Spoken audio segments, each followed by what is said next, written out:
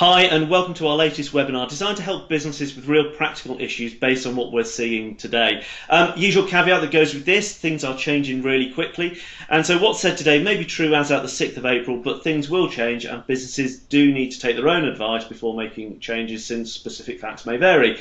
Now, in addition to the usual virtual sofa with the team from BDO, that's myself, Mark Sykes, Kerry Bailey from our business recovery team and Leon O'Doherty from our tax team, we're also going to be joined by some other brilliant guests who we'll introduce as we go along. So we're going to do two topics recorded today on the 6th of April, but we're going to split that into two sessions. So the first session we're looking at is about how the businesses operate and thinking about bringing down their cost base so that they can operate at a reduced break-even point, and thinking about the changes that they need to make into their businesses. So without further ado, let's kick things off. And so Kerry, if I'm thinking about scaling back my business or closing part or all of my operations, what should I be thinking about? Well, obviously, you always need to start with the cash flow forecast, and you need to model what it is that you are seeking to potentially achieve. So you need to make sure that you start by building a flexible short-term cash flow forecast, and that you've also got a medium and a long-term integrated forecast prepared. And the variables within that forecast need to be capable of being altered quickly to reflect the constantly changing position. You need to be able to have a model that can be sensitized to reflect all of the various scenarios, because whatever you propose to do, whether it be continuing as you are or scaling down the business as we're talking about here, you need to be able to also overlay with that the fact that we may have an extension of the lockdown period, there may be other government information that comes to light. You need to be able to reflect that very quickly. So I think with that, what you're saying there is that sensitivity analysis. I think we all need to recognise none of us know how long this is going to last for. We don't know what might happen to customer bases, whether the lockdown itself might change, or other external factors. So I think, so from a scenario point of view, it's trying to think about those different outcomes, is it? It is. It's making sure that before you embark on a plan, you could find yourself in a situation where you need to change that plan very, very quickly and at short notice because of the circumstances that we're currently in. We're not working in normal trading circumstances. So the key things that you would then look at is you would look at your, generally what people are starting to do is look at their property portfolios and looking at the ERVs in respect of their sites. ERV, sorry, Kerry, the question, just explain that. The realisable value, the estimated realisable value, and also looking at what the market rents are on your various sites. So what was a sensible rent that you were paying for a particular property 3 or 4 weeks ago may be now over rented. So you would look at your larger assets. So start with your property assets. Think about, if you're going to scale back, which are my underperforming sites?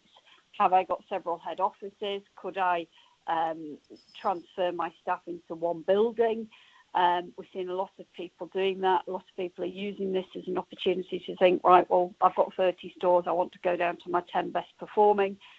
I'm going to use this window of opportunity to scale back my business and get into that sort of shape. And that property one, that another topic that comes up related to that is that I might be, I negotiated a rent based on a different economy. Things have changed. The ability to go back to the landlord and say, look, I want to downwards negotiate my rent, is that something businesses should be looking at? I'm aware there's kind of legal protection at the moment as well for holiday periods and things like that.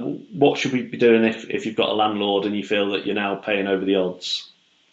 Basically, all commercial tenants should be approaching their landlords and trying to reach a consensual agreement with them to try and vary the terms that they're currently on. There is some protection for them in that they can't be evicted for a period of time, and they can defer paying their rents on premises for up to 3 months. But it is a deferral, so it does require you to reach an agreement with the landlord. And whilst you can't be evicted during that time, if your premises are open and trading, other enforcement rights are available. So, for example, they could still use bailiffs, they could still enforce. So, yes, you should absolutely be going off and having a conversation with your landlord about a rent deferral. Okay. In terms of negotiating on a rent reduction and trying to base that on any sort of professional valuation, obviously that is going to be difficult until property agents are up and running and the market is settled and we all know what's actually going to be the true impact on values. And and you have got a contract at the end of the day as well, so it's a discussion rather than a right or anything like that. So that's property and property assets. People, in terms of that.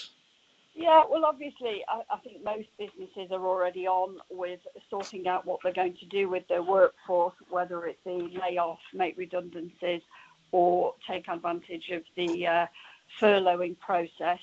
But basically, if you have underutilised staff that haven't been being used effectively for some time, then now is the time to be thinking, what will your business look like as you come out of this? And whilst the furloughing scheme may be available at the moment, as we start to come out of the process, it is also a time to be thinking about reshaping the business. You may also be able to redeploy people in terms of changing their roles. People are beginning to adapt, to begin to work differently. It's about thinking about how you could use those people more effectively on the other side of this.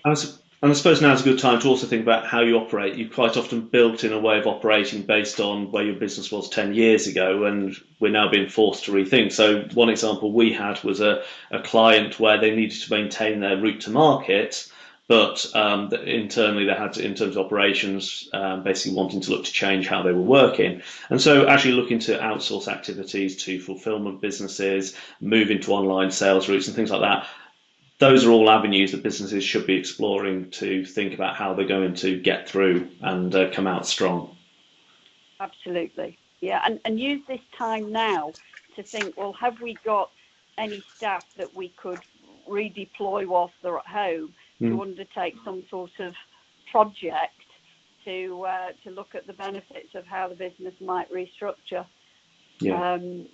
Yeah, I think that's one of the things, isn't it? It's the things are changing, but it's the ability of the business to rethink at this time around what they really want, where they want to be going. And I suppose the other side of this, and I'm Andrew Robertson from Expense Reduction Analysts, so I'll bring you in at this point. The other side of this is you've got the graph there on the picture with the break-even point, the level of sales needed to make a profit. One other approach here is to really try and drive down that break-even point by thinking about costs. So, you do this a lot, looking at businesses and how they might reduce their costs and make savings. Where should people be looking, and typically what kind of savings could they be expecting? Well, thank you, Mark. Well, our suggestion would be that now represents a golden opportunity really to look at all of your fixed and indirect costs.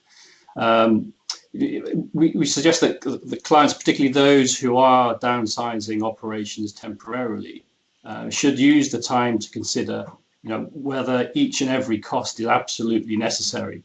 And can they indeed secure better value through renegotiation, through creating competition, or indeed looking at alternative suppliers? What we tend to find under normal circumstances is that clients assume that because they have a long-standing relationship with a particular supplier, that loyalty translates into best value.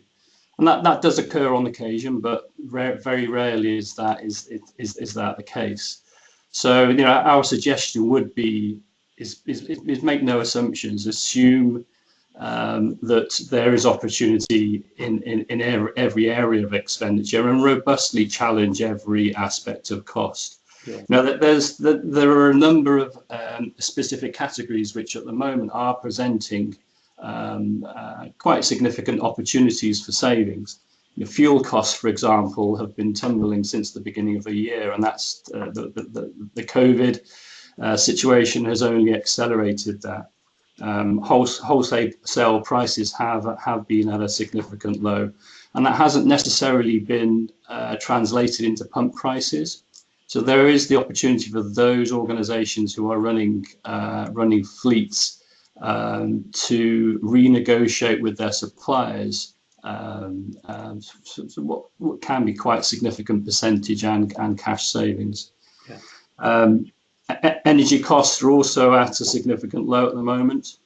What many organisations don't realise is that they can lock in current prices irrespective of where they are with their current with their current contract. So if you have a contract, for example, that's ending at the end of this year, or indeed at the early part of next year, you can still go to the market now and take advantage of today's rates and then effectively buy forward. So again, we would be recommending clients to do that, irrespective of whether they are partially closing operations. And the smaller areas of expenditure, they're all worth looking at. For example, photocopiers. Many suppliers are accepting holidays in their lease payment plans. Have a look at your contracts, because some will have minimum charges in place, irrespective of the amount of or rather the volume of usage that is being utilised for those copiers. So we would recommend reviewing not just your copier contracts, but all of your contracts in place to ensure that that there aren't hidden charges lurking in the background. So I think what I'm hearing there, and linking it back to what you said at the start as well, Kerry, now's a good time if you're building those forecasts about where your business is going to be, thinking about the headroom and the break-even points for your business. It's a good chance to go through all of those costs and really fundamentally say, is it needed? Can it be done in a different way? Can I drive down the contractual value of those contracts? And then I suppose the other bit as well is that it's just checking efficiency within that and making sure that so at the moment one positive is around travel has reduced, and therefore actually that is probably driving down costs of many types of business. So it's actually looking at the way we operate and seeing if there are efficiencies that can be driven through that. So I think that's broadly what I'm hearing. It's everything's fair grabs. Have a look back at your cost base, but you need to do that exercise at the beginning of kind of looking at your costs, looking at your projections, and making sure that you're rethinking what you're doing there. Does that seem like a fair summary, Kerry and Andrew?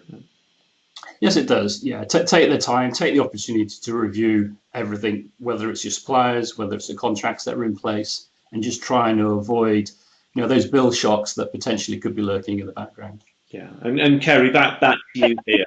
I was going to say that businesses, as they go through this whole process, it's a messy one. You do it all the time, and I think that I'm assuming that's the kind of place where you sitting alongside them could just help them make sure they've thought it properly and understood it.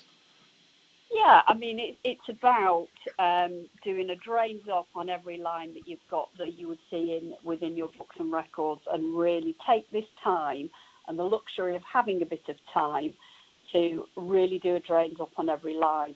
But also think about things like your supply chain, where shortages may occur when trading returns. So don't just assume that the world will be exactly as it was.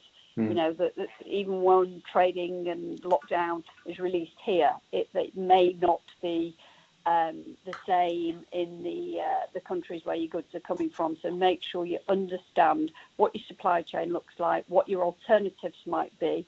A bit like we did for Brexit, a bit like we did for sort of Brexit planning. Why might we have to do if Brexit doesn't work out the way we think it will?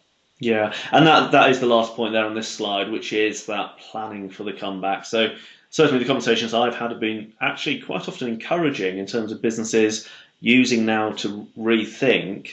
Open to everyone really, in terms of kind of things businesses could be thinking about at this time and plans ahead. Are there any kind of experiences or thoughts there on that comeback?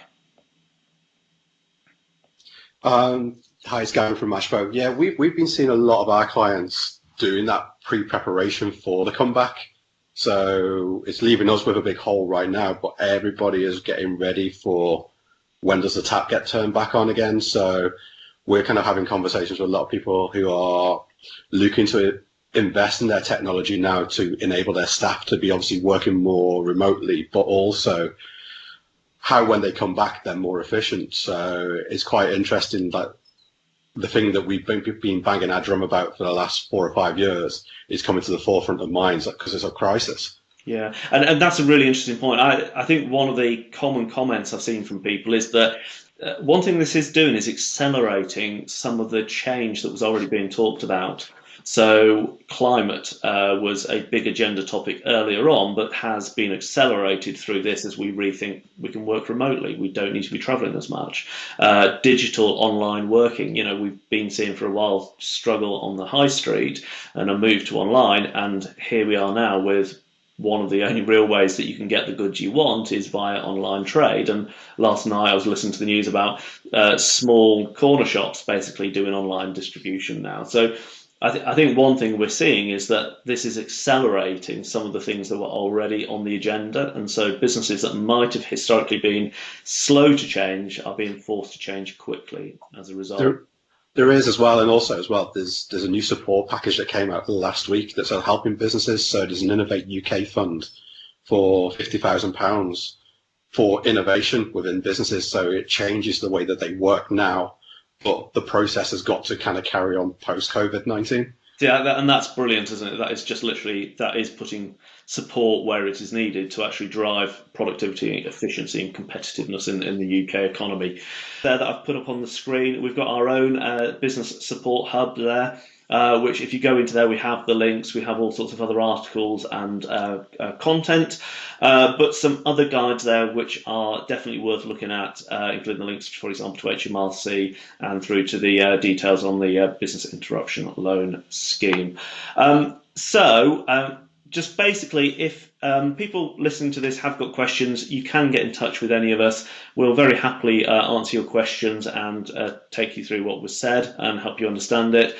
A massive thank you to everyone who joined us today. So thank you for all your comments and contributions. And we hope these are helpful and useful. So a big thank you. Any questions, please give us a shout. Thank you all.